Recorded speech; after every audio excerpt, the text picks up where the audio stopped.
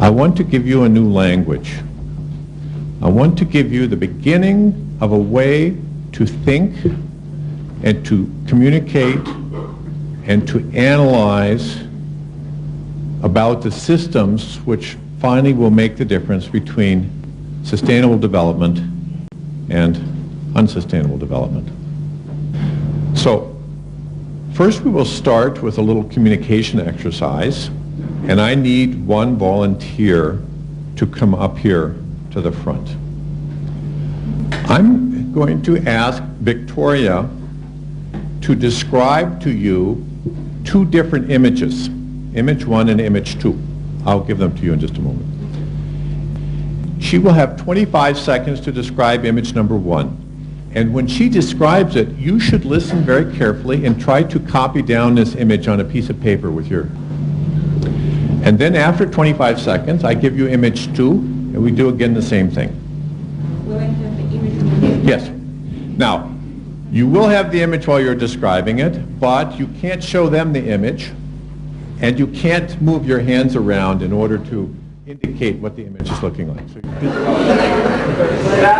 everybody has their pencil. Go. In the middle of the piece of paper there is a square. In the middle of this square there is a circle.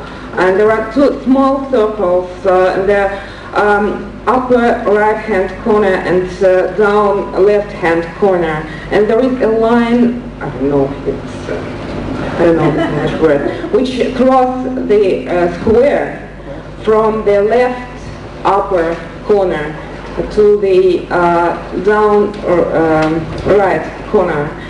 And this line is a bit longer than the length inside the square. Thank you. Perfect. Wait. That's number 1. Number 2. Go. It's a bit more complicated with my English. If you can imagine the fish, which is in the first page is in the landscape position, the piece of paper. Then you can imagine the fish, which is stylized fish, which is a bit round, but longer in vertical direction than in horizontal one. And then if you can imagine two birds, seabirds, I don't remember the name of them. Seagulls, thank you, which are in inverted position, and they are crossing this fish. Thank you.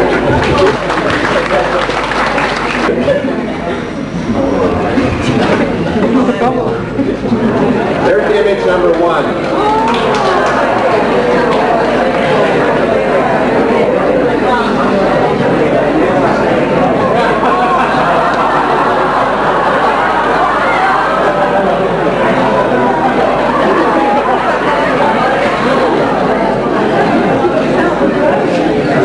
So, let's see how successful were we. Everyone who had quite a similar diagram to number 1, raise your hand.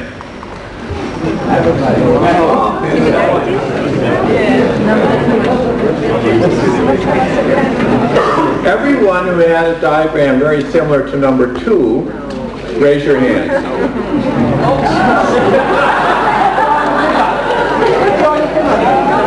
Okay, but let me ask you something. So almost everyone got number 1, and practically no one got number 2.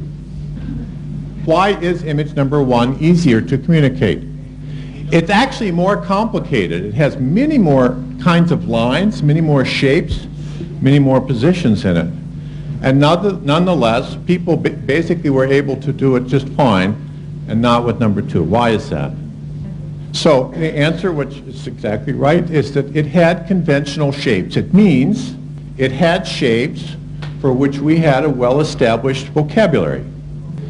And not only in one language, but every person on the earth needs to be able to deal with circles and squares and lines and diagonals.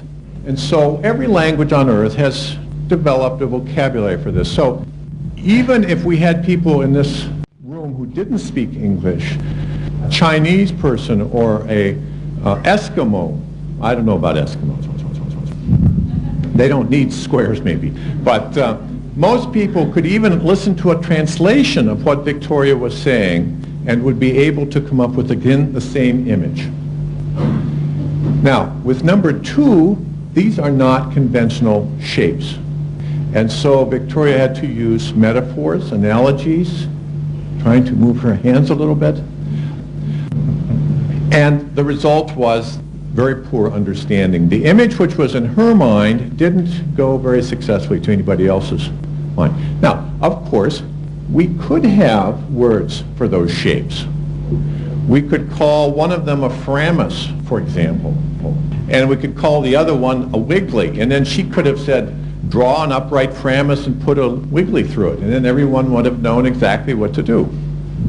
The problem is that sustainable development is very much like this. For several centuries, our global society has been trying to promote growth. And we have developed a wonderful, rich, and widely shared vocabulary for describing the aspects of growth. GNP and population expansion and so forth. So when we want to talk about growth, we are able to do it. Not only that, we have a media, we have journals, we have statistical time series, we have heroes of growth, we have mythology of growth. We have a very rich cultural structure and set of resources for conveying meaning about growth. But when it comes to sustainable development, we haven't had time yet to develop that vocabulary. I'm sure all of us have had the experience of going to a meeting about sustainable development, not the lead meetings, of course, but anyone else, and being frustrated at the lack of communication. You know, someone from the third row gets up and says sustainable development, and by that, their image means that the rich countries finally start to be more efficient and more equitable and quit using up all the resources. And when a rich person gets up and talks about sustainable development, their intrinsic vision is, well, that means all the population growth should stop, you know, and let things stabilize. So there's a fundamental difference in understanding about some of the basic concepts related to sustainable development. It means we have to quit imagining that the vocabulary we have now serves us well and realize we're going to be having communication problems for 20 years or more until finally we begin to develop a new shared conventional set of terms. Systems thinking, the things we'll be talking about today, don't do the whole job, but you'll see they begin to let us talk about some aspects of sustainable development. That's my purpose today. One, to give you some words, new words which have a special meaning related to aspects of sustainable development. Two, to give you some exercises which you can use to illustrate some of these things to your colleagues. And then number 3, to help you start understanding some of the dynamic aspects of sustainable development. I'm going to let you in on a secret. Nobody really does understand yet what sustainable development actually is. We know what it isn't. We know that it isn't big gaps between the rich and the poor. We know that it isn't crazy consumption patterns in the rich world. We know that it isn't the wasting of energy. We know that it isn't the destruction of all the forests and the elimination of biodiversity. But we don't know what it actually is. Although we don't know exactly what it is, we know some of the properties of sustainable development. We know that it is dynamics rather than statics. It is about the behavior of the system. And for sure, it relates to the long term, to decades, not just to the current moment. Because the issues of concern to us, the regeneration of the global fisheries, restoration of forests, elimination of the gap between the rich and the poor, these are things which for sure take 30 or 50 years or more. So this vision that we're trying to develop has to deal with the long term. It's certainly not about the whole world coming to be identical, with every country looking like every other country. There will always be enormous diversity. It's not about a static state. The globe is always going to be in a process of change. It's rather more about how we make the trip than where it is we're going. So sustainable development is about behavior, about change over time in social, economic, and environmental issues. And behavior emerges out of the interaction between the parts of a system. So if we want to talk about sustainable developments, we have to look at all the parts and their interactions. We can't narrow down and focus on just one thing. As soon as that happens, you lose the characteristic of sustainability. That's why it's so difficult. It's exactly the opposite of what has been the great success of Western science, which is pulling things apart and looking at each piece in greater and greater detail. Sustainable development means that we have to put it all back together again. We're going to be looking at systems. A system is a collection of parts and their interrelationships, which interact over time. They produce a behavior. And that behavior is what we call an emergent property of the system, not an inherent property. Take a car, for example. If I pull a car into all of its pieces and weigh each of the pieces, I know how much the car weighs. Weight is an inherent property of the car. But if I take the car apart, I have no way to understand what its maximum speed will be, or how safely it will take me from Moscow to Paris. Speed is an emergent property of the car. All the pieces have to be together in order to understand it. And sustainable development is an emergent property of the system. So you can't find it any place in the system. It means when we're talking about sustainable development, we're faced with the problem. For example, you could imagine that your friend wants to go from Paris to Moscow in a car, and you are concerned that it should be a safe journey. What does it take for it to be a safe journey? Well, there's no one thing that you can do to guarantee it will be safe. We can avoid certain things. We need to make sure that the car has brakes, that it has a big gas tank, turn signals, and lamps. So there are some negative things to eliminate, but still we're left with a very complex situation.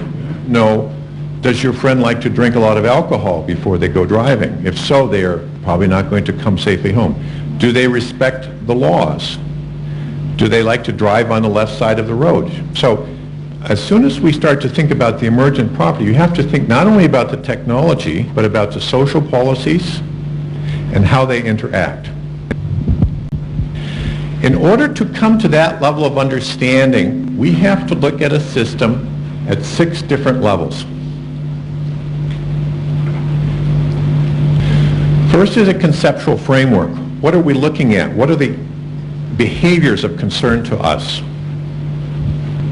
For example, income equity is something which we're very concerned about. The ability to receive a decent education and to stay and so forth. So there are different perspectives we have. Then we need to analyze the data about these things. From the data, we begin to see behavior patterns.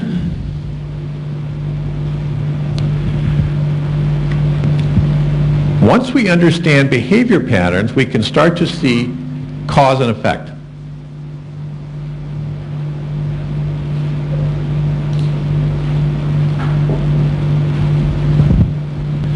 That lets us design new policies.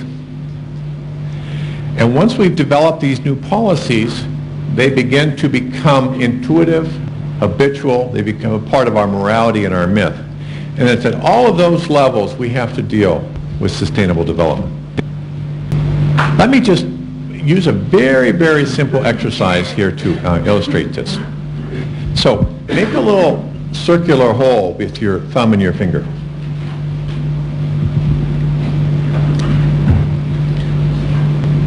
Now, stretch out, look at me, and with the data which you have coming to you through that hole, think to yourself, what are some questions that you could answer? So what would be a question that you could answer looking at me? You know, what color are my eyes, you might be able to answer? Or am I wearing glasses? Am I smiling? Now, pull it back here.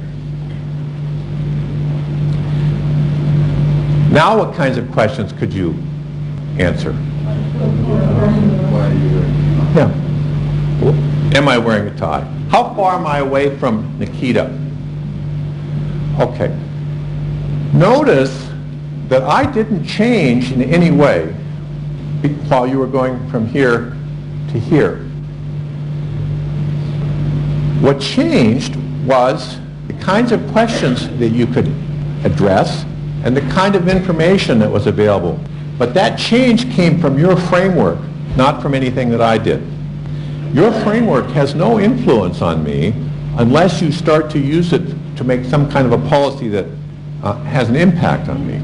This framework is something that we need to be aware of because it stands to reason that the kinds of frameworks we have been using to deal with growth may not work very well for us when we want to start dealing with sustainable development. And I think we'll find that a lot of the arguments about sustainable development come not because there's a disagreement about the underlying facts, and maybe not even because we have different goals, but because without being clear about it, we have different frameworks. Let me ask you the following question. It's a big debate right now. Is oil price going up or down? Well, here's some data.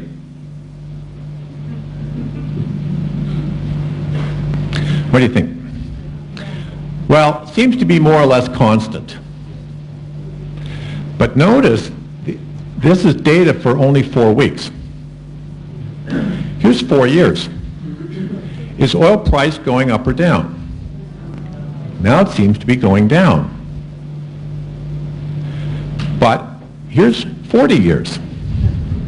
Now it seems to be going up. Notice we got 3 different answers to the same question, despite the fact that oil price is just doing what it's doing. It wasn't the oil price that changed, it was our framework. There is no one right framework. There's no true or correct framework. It's a question of how useful it is and whether it's consistent with the frameworks of the other people who were involved in your communication. In the case of the oil price, the factors which govern price over 4 weeks are things like weather fluctuations. For example, there have been some floods in China which interfered over the short term with oil production, causing the price to go up a little bit. Maybe some labor strike in the trucking industry perhaps would have influence over 3 or 4 weeks. Maybe there might be an accident in one of the pipelines which interrupts the flow. These are the kinds of things which you are looking at when your frame is 4 weeks. If you move out to 4 years, now you start to pick up other kinds of things. Political agreements between suppliers and producers and consumers, or overinvestment in refinery capacity, or conceivably a short-term economic recession which reduces demand. Notice the same system now looks quite different because different factors are coming to bear. And if we go out to 40 years, now the issues which are influencing price are very different again, such things like oil depletion and technological change. Notice that each of these perspectives is useful to you as long as you are clear about it and make sure that it suits your purpose. Where you get into problem, which we see, for example, in oil today, is where people use 4-year data to argue about 40-year issues. People are trying to look at data over the last 6 or 8 years and prove one thing or another about oil depletion. They're mixing their frames. Just to illustrate a little bit further the importance of framework, I have now, again, a little simple exercise. I'm going to use a secret code to show you a number. Your goal is to guess the number that I'm showing you.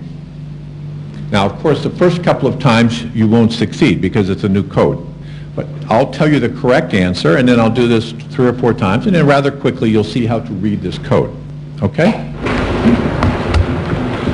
Okay, what number am I showing you? I'm showing 5. Okay, do it again.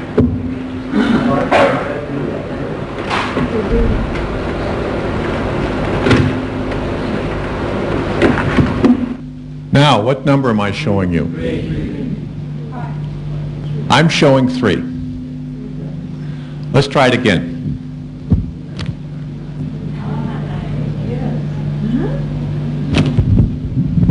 What number am I showing you? 2. I'm showing 2. Now I'm showing 3. Now I'm showing 4. Now I'm showing 5.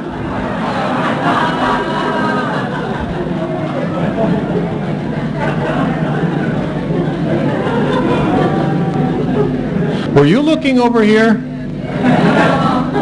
I'm just amusing myself while you try to figure out my code. Now, at one level this is a trick, but at another level it's a fairly profound exercise because the real world is always trying to define a framework for you. And typically that framework is not the right one for the issue that you need to study. We'll come back to that in a moment when we start to look at the behavior of systems. But they have a very tricky habit of presenting you, just as I did, with the wrong frame.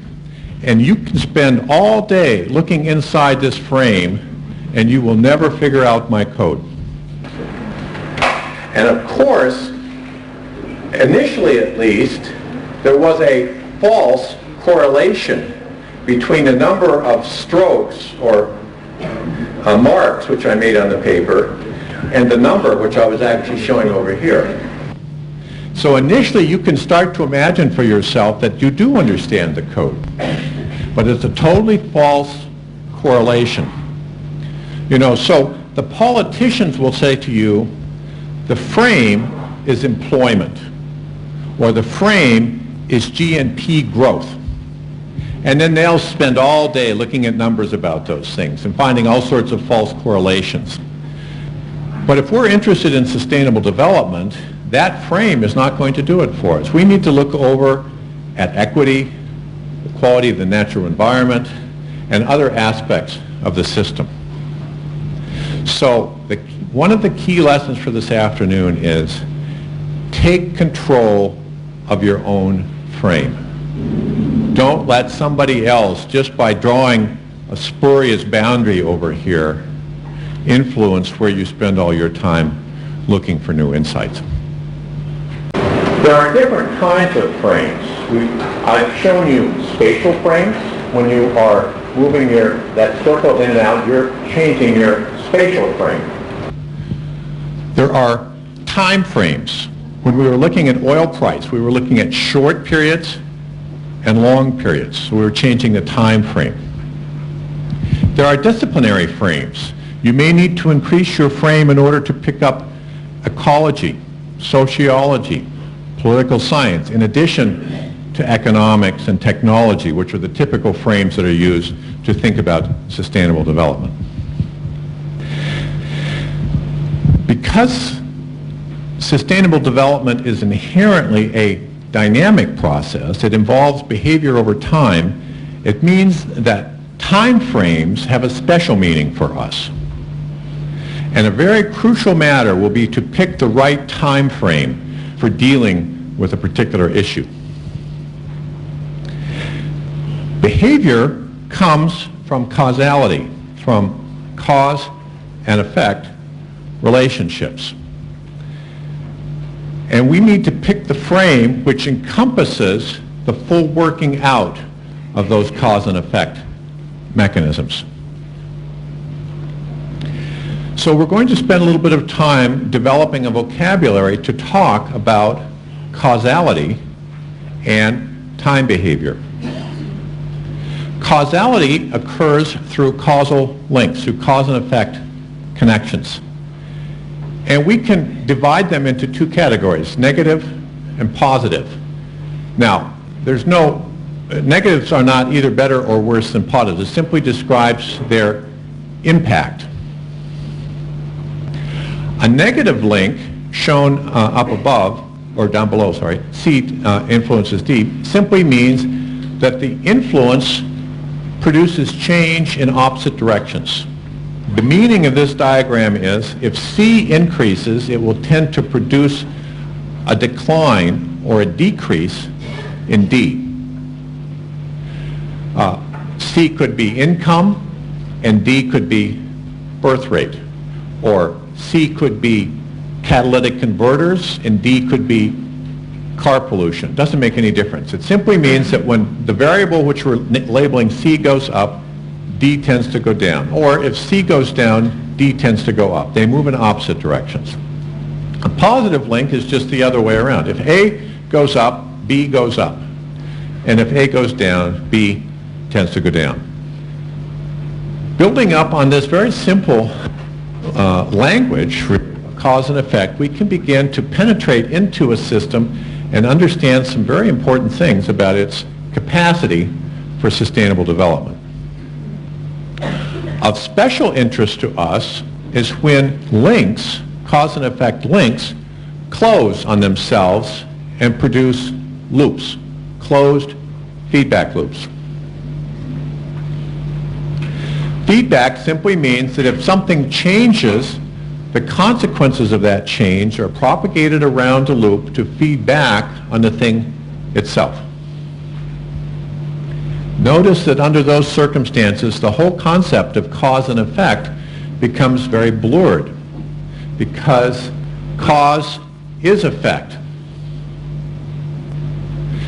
And again, there are two kinds of loops, positive loops and negative loops. They have very different kinds of behavior. You'll see in just a moment.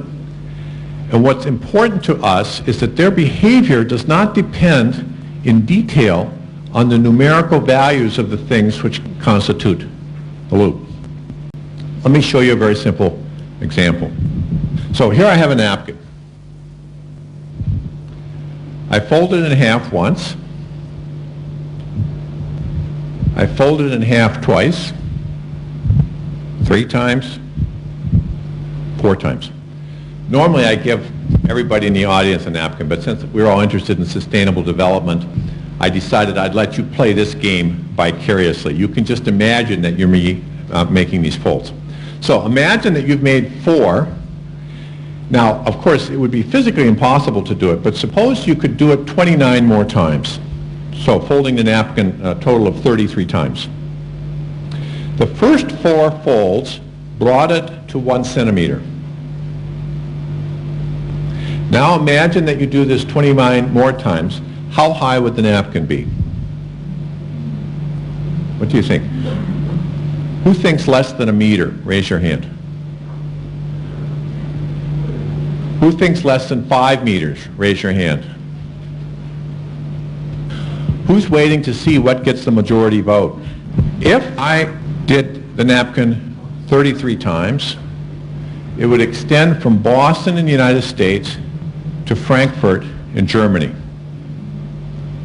or almost from Amsterdam in Holland down to Delhi in India. This is what 33 doublings of 1 actually looks like. And it comes finally to 8.6 billion. You can see that. I'm going to double 1 10 times. 1, 2, 4, 8, 16, 32, 64, 128, 256, 512, and then actually it would be 1,000 is the 10th doubling. So 33 times is 1,000, 1,000, 1,000. So we're already in the billions. And if you calculate out what roughly 1 billion centimeters is, that easily gets you from Boston to Frankfurt. Now, it's incredibly surprising that that should be the case. But it happens because doubling gives us exponential growth. A very different kind of growth than we're used to thinking about. And incidentally, I picked 33 doublings on purpose. The current global population is 33 doublings from the first person. So if you took Adam or Eve, doubled them, and had 2, and then again, finally you would come up to roughly the current global population. So, which is to say, in other words, as this, the thickness of this napkin is to the difference between Frankfurt and Boston, that's the difference between one person and the current global population, not accounting for lifestyle changes. And of course, when you start to multiply lifestyle on there, then it makes it even much bigger. One of the reasons we have so much trouble dealing with the concept of sustainable development is because intuitively our mind is not very practiced in dealing with this kind of expansion. Rather more often we're used to thinking about linear growth. Linear growth is when something increases by adding the same amount over a fixed time period. But positive feedback, a closed loop reinforcing cause and effect, gives exponential growth. And that gives us the same percent of increase over a fixed time period. In the case of the napkin, it was 100% increase each time I folded it. So let me give you a rule that is helpful, at least to me, in thinking about exponential growth. It's called the rule of 72. When we talk about exponential growth, we're talking about percent per year. And of course, many things which grow exponentially only grow at 3 or 4 or 5 or 8% per year. And these percents seem very small, so it's hard to understand what their implication is. Using the rule of 72, you can convert percent into something that makes it much easier to understand. Divide 72 by the percent growth. That gives you the doubling time. The period of time it will take for the thing which is growing to double in size. So 8% growth is a 9 years doubling time. That makes it much easier to think into the future what's going to happen with this factor. So let me just see if, I'm going to give you a little exam now, see if you've got this down. Suppose you own a fish pond. One day you see that a single lily, it's a plant with a big leaf, is growing on the pond. You know that if the lily grows to cover the whole pond, it will cut off a light and kill your fish. So you don't want that to happen, of course. You decide that you'll take action against the lily as soon as it has covered half the pond. Okay? So, how much time do you have to take action? First, let's look at linear growth. With linear growth, the lily is adding one plant each day. How much time do you have when it covers half the pond to avoid the catastrophe? 15 days. No, 15 days with linear growth. If it adds one plant each day and it's going to cover the whole pond in 30 days, then at day 15 it will have covered half the pond. Now suppose that the lily is doubling each day and it will cover the whole pond in 30 days. You take action when it's half covering. How much time do you have? 1 day. The 29th day. The issues that we're trying to deal with are more like the second process. And most of the things concerned to us are growing exponentially. Human population has slowed down a lot. It's 1.9% now globally. Automobiles are increasing at 4% per year, although in China I think a lot faster than that. Nuclear electricity production over this period has increased at 17% per year. So what kind of doubling time was that on average? A little over 4 years. Coal consumption, 3.7%. Municipal waste, 1.7%. Doesn't sound like very much, but that gives you a doubling in 40 years. And each in a century, that increases by 2, 4, almost 6 times. Some of the things which are growing exponentially are inherently exponential. They have positive feedback loops built into them. Some of the things which are growing exponentially are really driven by exponential processes. And the two basic drivers of exponential growth are the loop which influences population and births, and the loop which influences industrial capital, production, and investment. The more industrial capital you have, the more production you can make. The more production you have, the more you can invest. The more you invest, the more capital you have.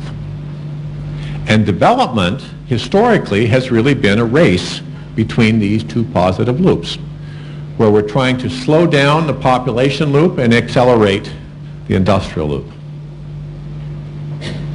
And of course, there are other loops as well. In the industrial loop, there are such things as, for example, advertising. For a specific firm, the more sales they have, the more profits. The more profits gives them more opportunity to advertise. This is what we would call an embedded positive loop. Some of these loops are quite favorable to us, at least before they start to reach their limits. Some of the other positive loops are producing change that we don't like very much. In the case of China, in our work with the plateau, soil erosion is a key issue. Whenever you see the kind of explosive change, which is we see, for example, in the data about soil erosion, you can imagine that there must be some kind of a positive loop there underneath producing that kind of change. And in this case, it's a very simple one. If the intensity of land use goes up, soil fertility goes down. If soil fertility goes down, food production goes down. And when food production starts to decline, that gives an incentive to increase the intensity of land use. A positive loop, which produces a very rapid rate of decline. And you can see that operating around the world. This shows data on the world's grain harvested area per person between 1950 and 1995. The sum of two positive loops. One producing soil erosion, which means that land is disappearing from agricultural production, and meanwhile, of course, population is growing. Looking at the numbers, you can see the consequences. Already about 70% of all of the productive dry land for agriculture is affected to some extent by desertification. Every year we lose 6 or 7 million hectares of productive land. India, for example, has lost 40% of its forest cover in the last 30 years. And the amount of land which is subject to flooding as a consequence has gone up. These are the ways that positive loops start to show up in the data. Another very powerful positive loop which we see working today, one that we're going to have to deal with in order to achieve sustainable development, is this one. As the gap between the rich and the poor goes up, the relative power of the rich increases. Given the Western sort of capitalistic ethic, there's a tendency to use that power to increase the bias in favor of the rich, to make the taxes less extreme on the rich, to open up possibilities for new investments and so forth. And that further increases the gap between the rich and the poor. It's this positive loop which has been responsible for the explosive change in the amount of income between the rich and the poor, which is occurring virtually across the globe. Even, of course, in China now, under the new system. In 1960, the globe's richest 20% had 30 times as much income as the poorest 20%. In the early 1990s, they had 60 times, and now the difference would be even much greater. In the United States, the ratio was 4 to 1 in 1970, and in 1993 it was 13 to 1. And the stock market explosion over the last 6 or 7 years has increased this even much more. The consequence is the rich get richer and the poor get poorer. And even in the United States, the real wages of American workers have fallen almost 20% over the last 25 years. And the consequence is that today several hundred billionaires have the same total wealth globally as the bottom 50% of the world's population. When you see that kind of explosive change, you know there's a positive loop there someplace. And in order to start understanding what you can do about it, you have to penetrate down and find that loop. I talked about, of course, the gap between the rich and poor is not only in terms of income, but also in the ownership of assets. And you see that in some of the numbers. In Brazil, for example, 5% of the landowners control 70% of the land.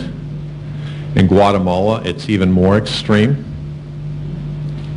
Philippines, 3% control 25% of the land. And in India, 40% of rural population essentially have no land at all. In the Philippines, it's even more serious. Until we manage to stop that positive loop, these numbers will become even more extreme.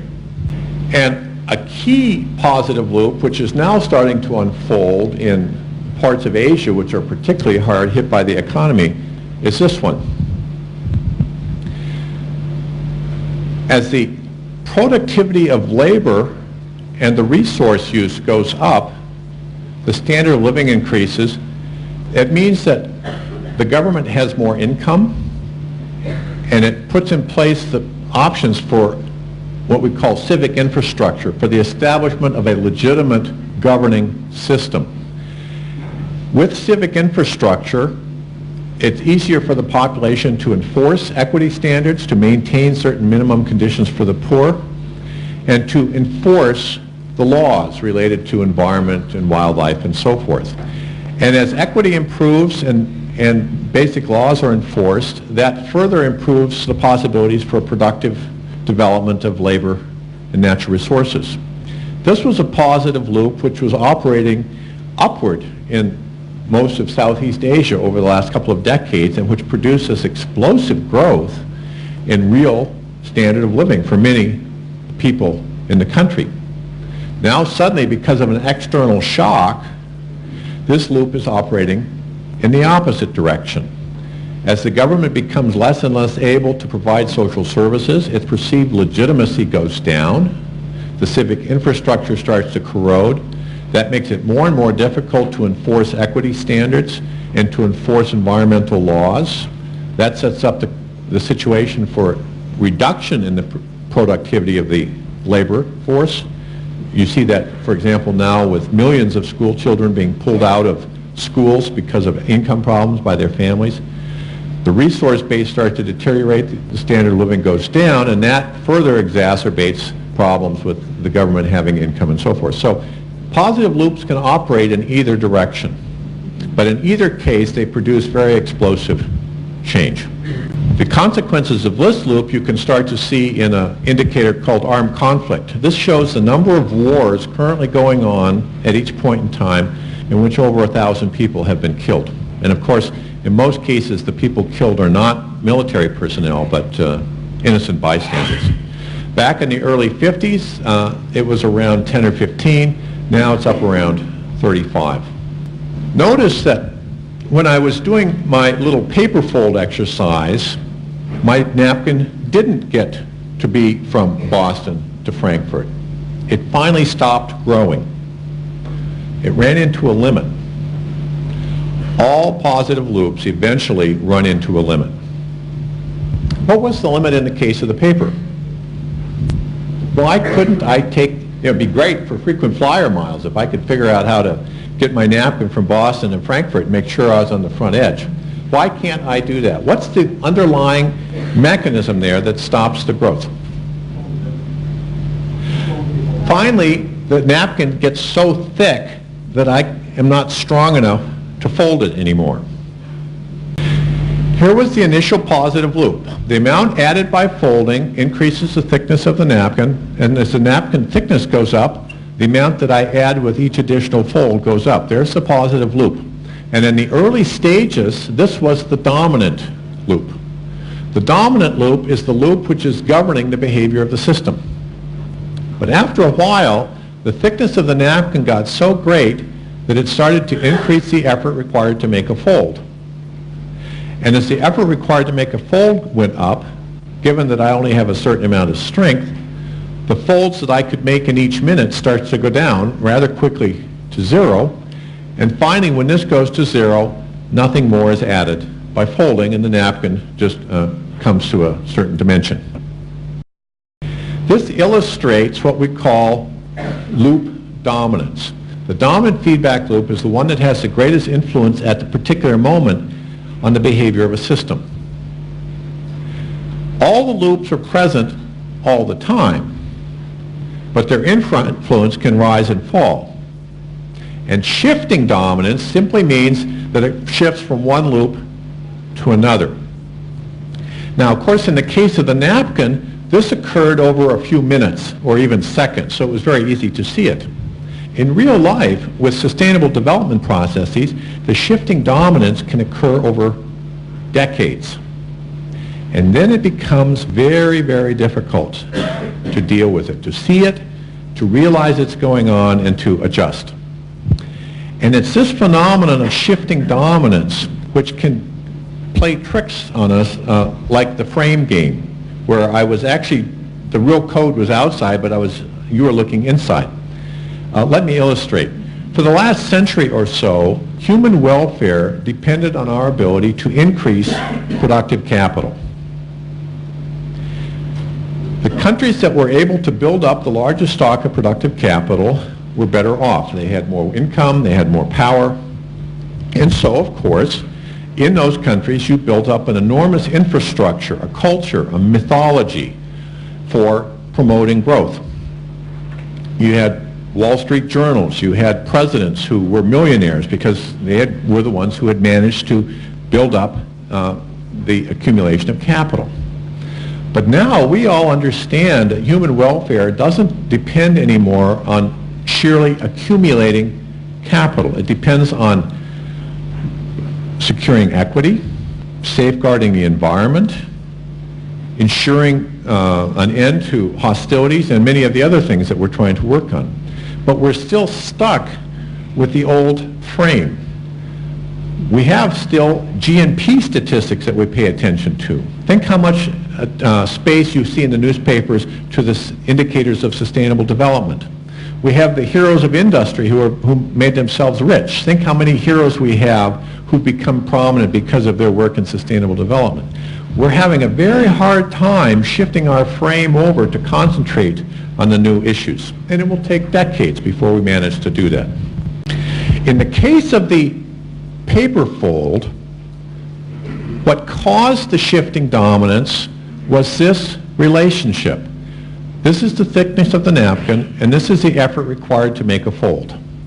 And for a long time, the napkin gets thicker and thicker and thicker, and it still doesn't take me any more effort to continue folding it. And then suddenly, when it starts to get very thick, there's a rapid shift. And it's this relationship, which is right in this link here, that causes suddenly this loop to become the dominant one. While you're on the flat part of the curve, this loop is basically not operating. No influence is promulgated around this loop because you can increase the thickness of the napkin, it doesn't have any influence on the effort. This link becomes active. The influence shifts over. And we see examples of this right across the board. For example, in diminishing returns. A very typical economic issue is where when you invest a little bit of capital, you get very high returns. You invest a bit more capital, you get some more production, and finally out in this area, you can invest more and more capital, you're getting very low returns. This is, for example, very characteristic of hydropower dams. And the first few dams give you very high returns, and then once you've used up the good sites, you can spend a lot of money on dams and get very little additional capital. The problem is that often we're looking at the average rather than the marginal returns, and it can take a long time to understand that there has been a shift in the influence of the curves. Wherever you see a curve like this operating in real life, there's a capacity for shifting dominance.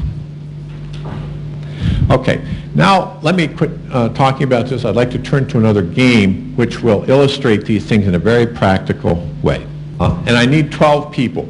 So could I ask 12 people to join me on the stage? This will take just about 3 minutes, and you'll be performing a very valuable service helping to educate your colleagues about shifting dominance. Here I have a bucket of balls. Your goal as a team is to keep as many balls in the air as you can by tossing them back and forth to each other, okay? So please make a circle. Now, the way we'll do this is each of you has a particular person to throw to. So you throw to him, you throw to her, you throw to her, you throw, okay? So let's just go through one cycle. Nice and slow, nice and slow. You're going to be observing the behavior over time of how many balls there are in the air. So now we're going to do it in the following way. I'll start with one ball. Your goal is to keep as many balls in the air as you can by throwing through this pattern. If you drop a ball, then you have to get it and get it back into play. You're keeping many balls in the air successfully. I'll add more and more balls. And all of you will be observing this process to see what is the behavior mode over time of the number of balls in the air. Okay?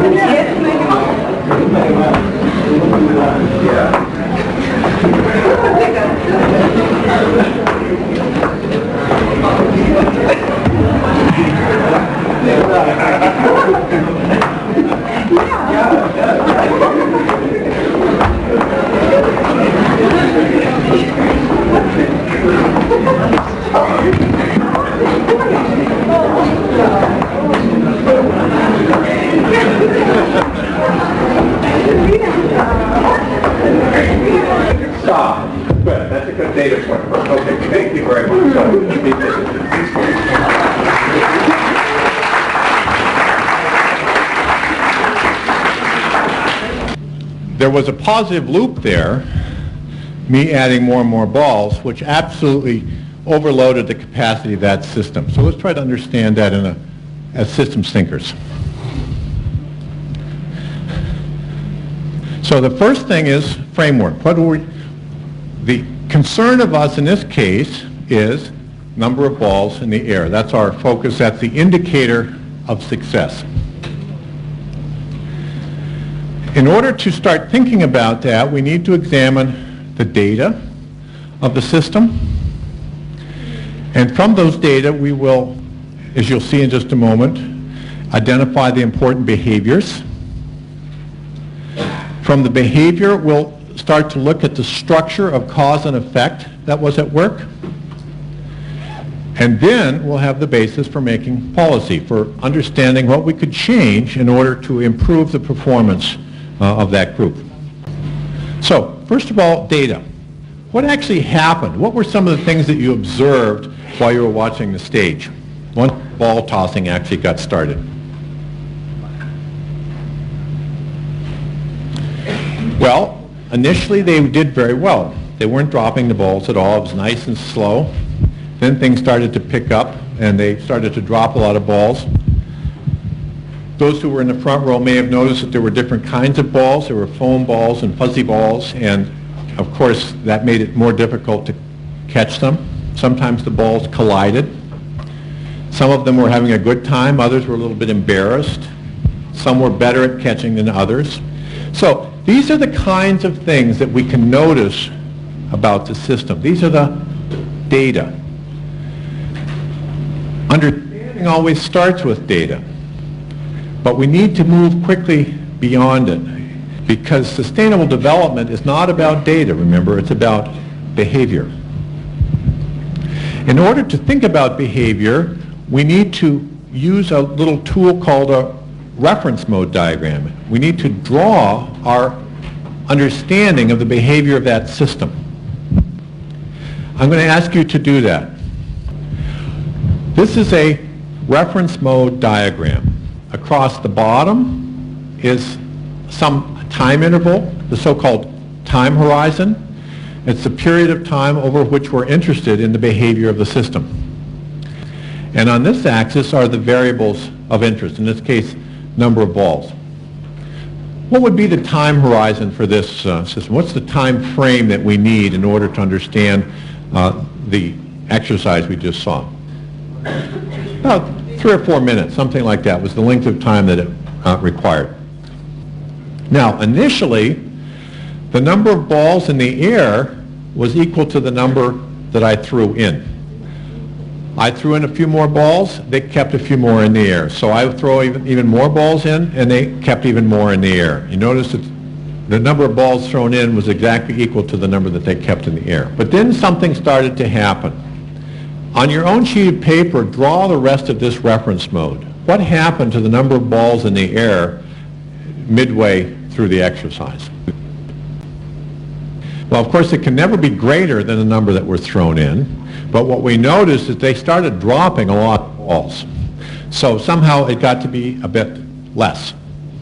And in fact, over the 3 or 4 minutes, the number of balls in the air behaved something like this.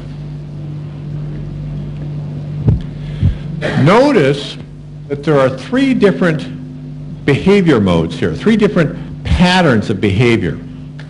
The first mode, if I throw more balls in, they keep more in the air. If I throw even more in, they keep even more in the air.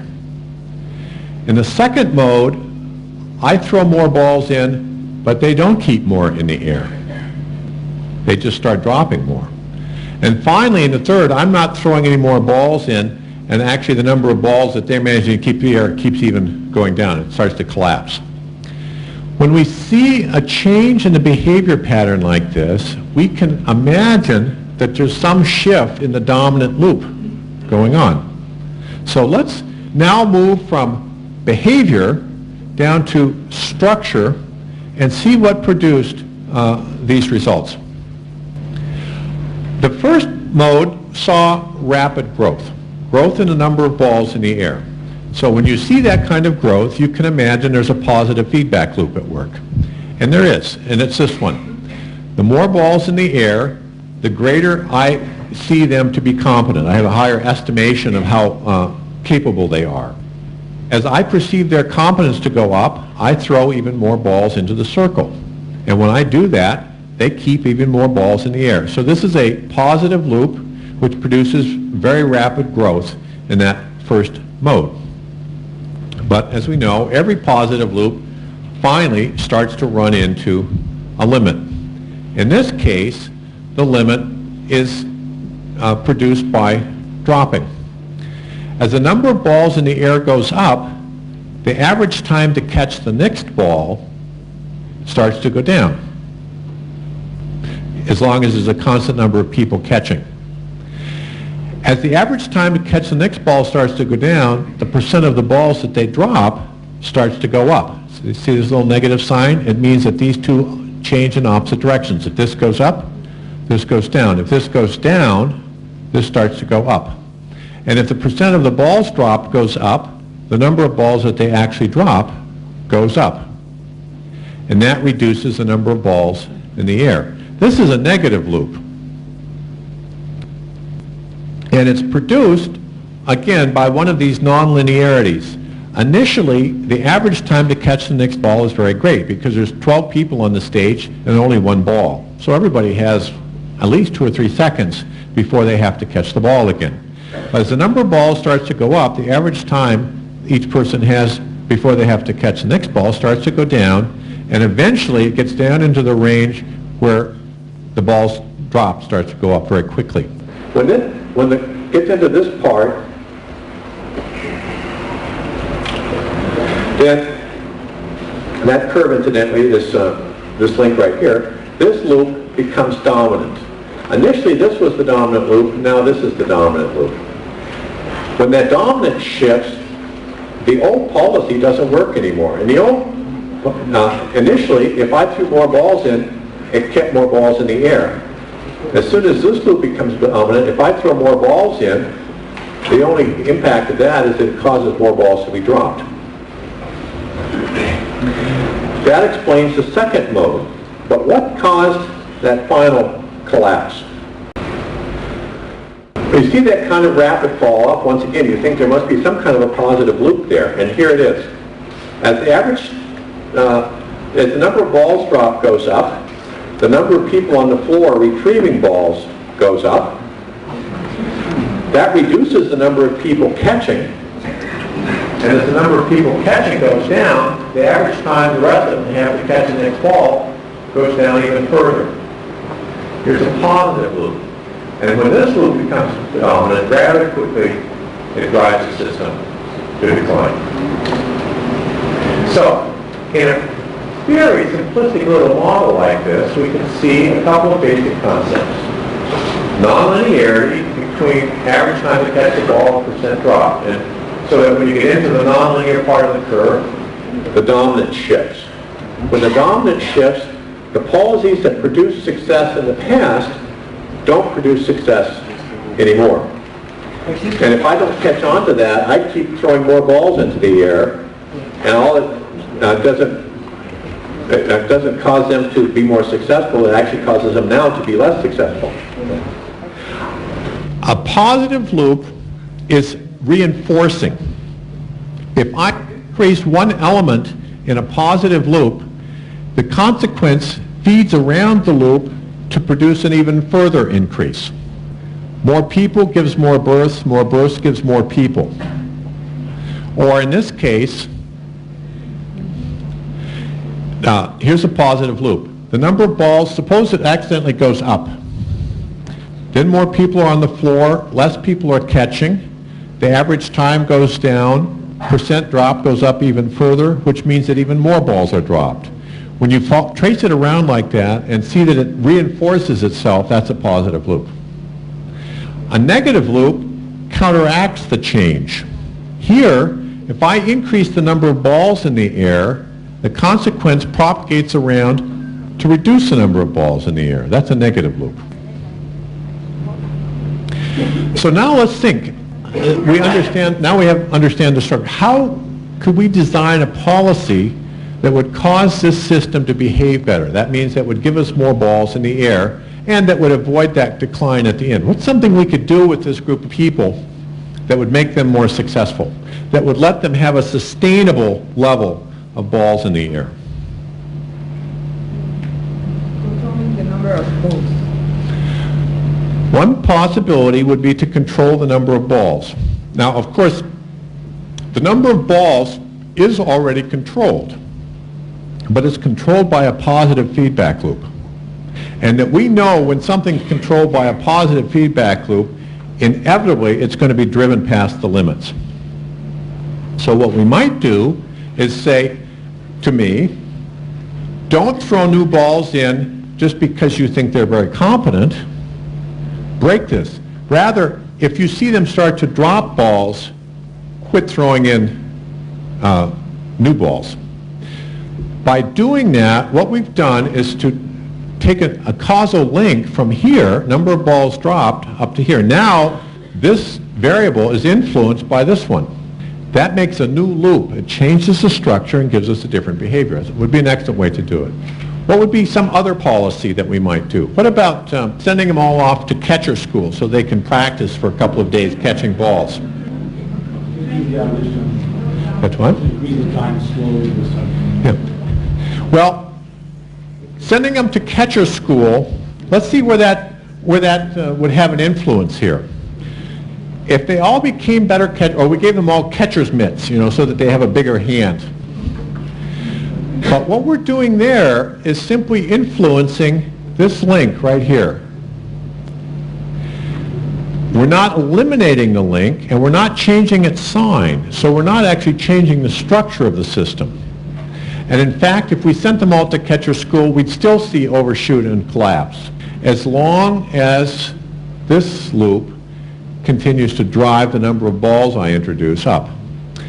There's one other way to change the structure of the system. Changing the structure means adding a loop or taking one out. It was suggested we could add a loop here, that would work, or we could take this one out. We could say, if you drop a ball, let it go. If we did that, then as the number of balls dropped goes up, the number of people on the floor wouldn't change at all because we've eliminated this link. As soon as this link drops out, this loop is no longer active. A drastic change in the structure of the system. We've eliminated a positive loop. And it's this loop which is causing the system to drive down. So we would expect, by changing this link here, to change the behavior of the system. Notice what's happening here. First of all, we have gotten away from a preoccupation with numbers and are looking at the underlying causal factors. And it has the consequence of focusing on structure rather than on people. I mean, one sort of traditional way would be to look at somebody in the group and say, oh, you're just so stupid, you never caught balls before, with you on our team, we're never going to succeed. That's what we call scapegoating. It's a way that very seldom produces constructive change. Here we understand that everybody on the stage is stuck in a bad structure. And they're going to continue to have bad results until they change the structure.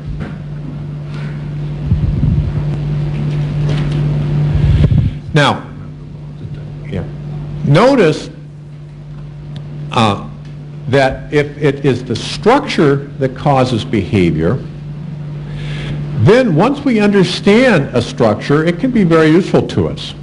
This structure, which is a positive loop, a negative loop, and a positive loop, tells us something about balls. But with very minor change, the same structure can show us something very different. Here is identically the same structure. It's a positive loop, a negative loop, and a positive loop. But now this isn't about balls, this is about the quality of social life. I have a friend who got into a very bad relationship with her boyfriend. And said, oh, this just keeps going on and on. There must be some structure here that's a problem for me. And she started thinking about it, and this is what she identified. She had a boyfriend who liked to spend a lot of time with her. In fact, the more time he spent with her, the more time he wanted to spend with her. So there's a little positive loop. They spend a few hours together this week, and then he says, oh, I'd like to, let's take off next weekend. So he asks her to go out for the whole weekend, and then that's a great success. So then he says, well, next week let's make it a long weekend and take off Monday too. And then let's maybe take the whole vacation. So there's a positive loop here which rather quickly drives up the number of hours a week they spend together. But of course, if they spend more and more time together socially, my friend then has less time to do all of her other work, clean her house and do her job and so forth.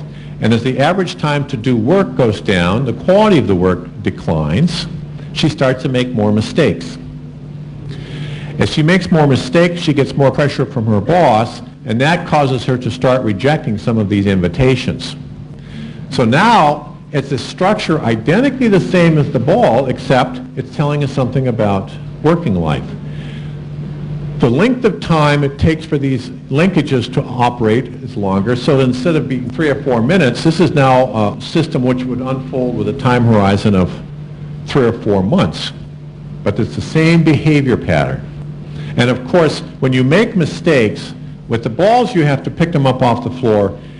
With jobs, you have to go back and correct those mistakes. And it's always the case it takes a lot more time to correct mistakes than it does to do it right the first time. So the more mistakes you make, the more time you have to spend correcting them, and that gives you even less time to do new work. So here's a positive loop, which quickly drives you down to collapse. And what happened is that finally, my friend would go up here, just as you suggested, and say, okay, the number of invitations I'm accepting is going to have to be depending on something other than my boyfriend's desires. That's just as dry. I better start looking at something like the number of mistakes. And using this structure was able to come to a different relationship. We're talking about China and soil erosion. The same structure is present there. Positive loop, negative loop, positive loop. The more people you have, the more after some delay, the more adult women. That gives you more births, gives you a greater population. The rate of population growth exponentially in the plateau around the elevator is about 2.2. Means doubling time of around 35 years.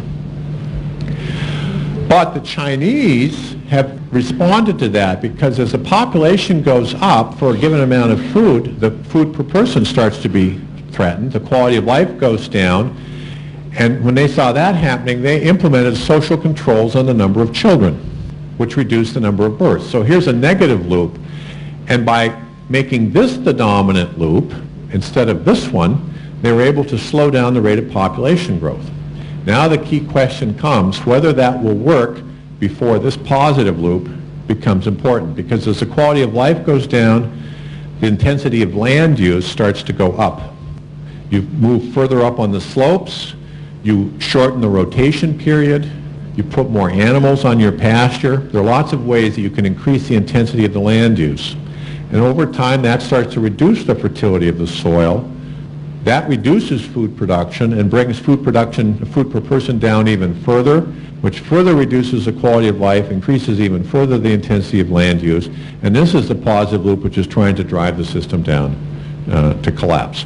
So you see, a very simple little structure that unfolds on the stage, throwing balls, starts to show us some very profound things about other kinds of socioeconomic systems, because it's the structure that determines the behavior, not the names and not the specific numerical values. Let me now generalize from these causal links and loops to show you just a couple of other simple systems that come up very often that can be helpful to us in understanding aspects of sustainable development. Normally we're trying to achieve adaptation. Yeah, don't worry, I got it. Okay. This is an adaptive process, you see. Negative loop. Here's the desired quality of discussion in the room. This is the actual quality of discussion in the room at the moment, which is 0. So Nikita takes an action, the consequence of which should be to speed things up to bring the quality of the discussion back up again. The problem is I have too many slides. When an adaptive system is working really well, it looks like this over time. Here's the desired quality, here's the actual quality, and when there's some problem which reduces the real quality of the system, you take an action, and the consequence of that is to bring the system back up where you want it. Most of us, most of the time, are able to use adaptive responses. But sometimes that loop starts to malfunction, and there's a side effect. A side effect is a delayed response which has an opposite impact on the consequence. Now notice how this loop operates. You take an action, immediately the consequence is to increase things, but over some time the side effect reduces the consequence. Side effects are things like I put more pesticides into my orchard in order to reduce the number of insects, but the side effect is it destroys all the natural predators of those insects. So over time, actually the pest problem gets worse. And this is what happens with side effects. Initially there's improvement, but then it gets worse. And it shows the importance of the time horizon. If the politician is only looking out to this far, they'll take the action. We need to get them to look out this far where the side effects start to show up. And then just one last one, eroding goals. Sometimes if you don't get what you want, you start to want what you get. And when that happens, this is the structure. Now the state of the system starts to influence the desired state. And particularly if there's a long delay between the state and the action, it can produce this kind of result. Notice now the system never gets back up to the desired quality. We deal with the problem by simply dropping our goals instead of increasing the situation. You see that, for example, in the United States with unemployment levels. It used to be that 3% was the desired state, but then we couldn't do that, so now we say, well, it's 6 or 8 is acceptable employment levels. And you can see in your own society so many places where the goals are just changed in order to solve the problem. Okay, with this introduction, we've laid the foundations for you to start thinking like a systems thinker. What does that mean? Well, we showed you the impact of frameworks. Your mental models are very important, and you respect that. You change your perspective in order to see what gives you the best data for the problem at hand. Don't get preoccupied with data. Look at the cause and effect interconnections. Look at the long term. Realize that systems are going to behave in unexpected ways. That's a natural part of their behavior. We're not going to be able to make precise predictions or to figure it all out. Blame problems on the structure, not on people. Experiment with new structures in order to get new behaviors. Watch out for side effects and eroding goals. And when you're involved in the case studies over the next few days, acting like a systems thinker will give you a whole set of interesting questions to ask. Make people be very clear about what it is that actually defines success. A very useful question is, how will we know if we're successful? If people can't answer that question, then don't pay attention to what they're recommending you to do. What patterns of behavior are we trying to achieve? Use reference modes to draw out different possibilities. What would be the patterns of behavior that are failures? What have been historical patterns of behavior?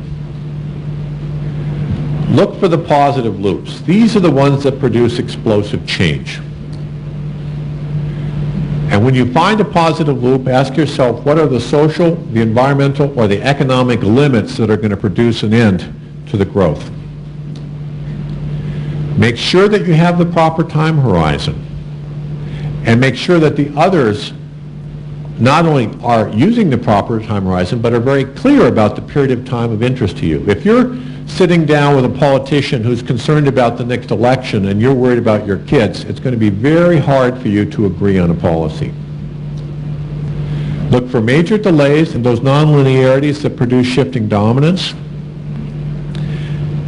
And realize that there's always going to be something inside the system that fights against your policies to reduce the effectiveness of what you try to do. Look for the side effects. These are interesting questions to ask the people who are your resources over the next few days, and will be an interesting set of issues to deal with when you start to make your recommendations up in Beijing. Okay. So that's the end of systems thinking, and I'd like to finish up with one quick 1-minute game which summarizes it and shows you something about implementation, because of course finally the main reason for studying a system is so that you will be more effective in changing its behavior.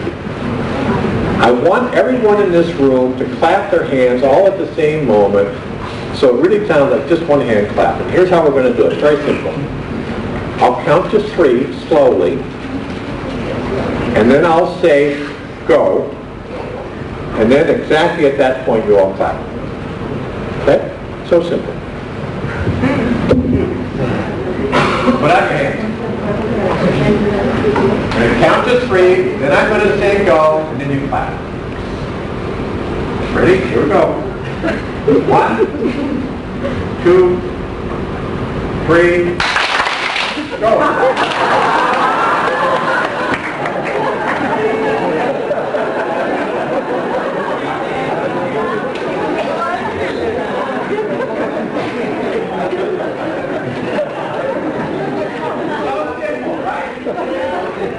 But very important lesson.